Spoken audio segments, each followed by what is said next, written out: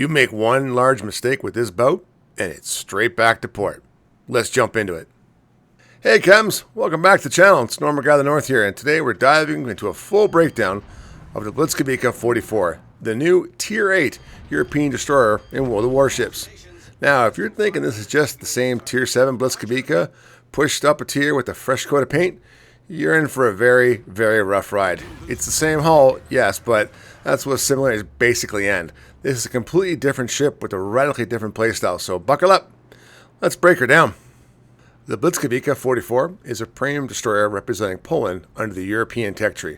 Armed with the 1944's refit configuration, she's fast, stealthy, and deadly, but extremely unforgiving. Here are key specs. HP pool at base, 18,500. She has 8 102mm dual-purpose guns, AP shells only. Those are smaller than the Tier VII Błyskawica. 2x3 torpedo launchers with a 12-kilometer range and a speed of 76 knots. The old Błyskawica was 57 knots, so that's quite the improvement.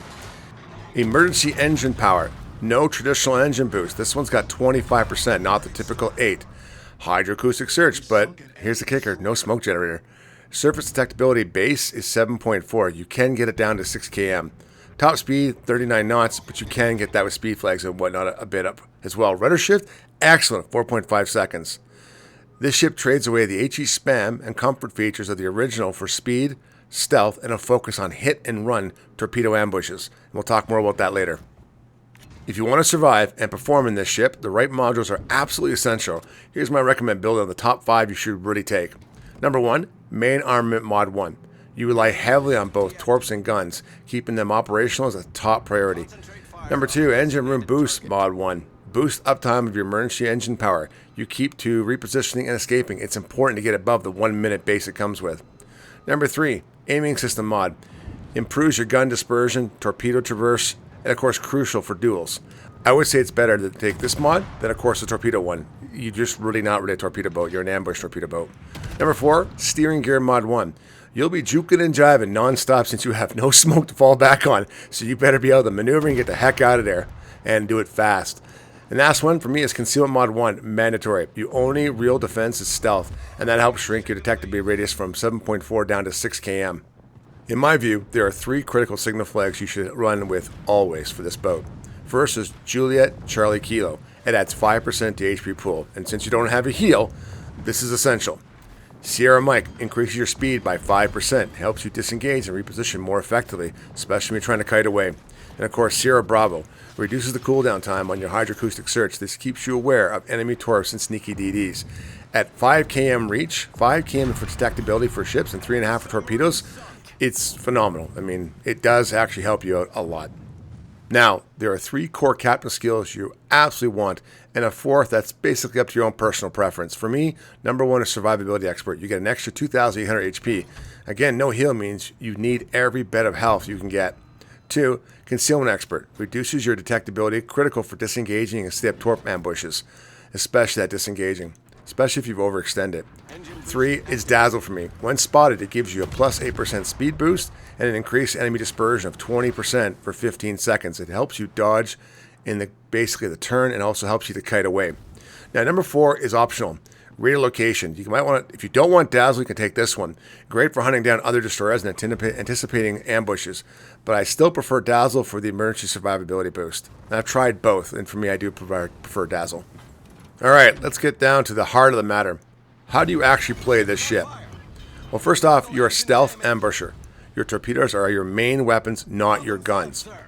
The guns are AP only, so against battleships or angled cruisers, they're basically useless. Against destroyers or broadside light cruisers, your AP rounds hit fast and hard, but only if the target is broadside. You have no smoke, so you can't disengage mid-fight.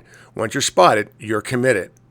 Your goal should be 1v1 engagements. Never pick a fight you can't win because there's no safety net at all here. Use islands, terrains, and long-range torps to set up deadly ambushes. After you engage, kite out immediately. Using emergency engine power and Dazzle, this isn't a knife fight, it's a fencer darting in and out of precision. Okay, let's break down how this ship compares to the original Tier VII Błyskawica. The Tier 7 version has HE shells, smoke, and a more flexible gunboat playstyle. It was great at setting fires and could comfortably fight in open water or from cover because it had smoke if it had to disengage.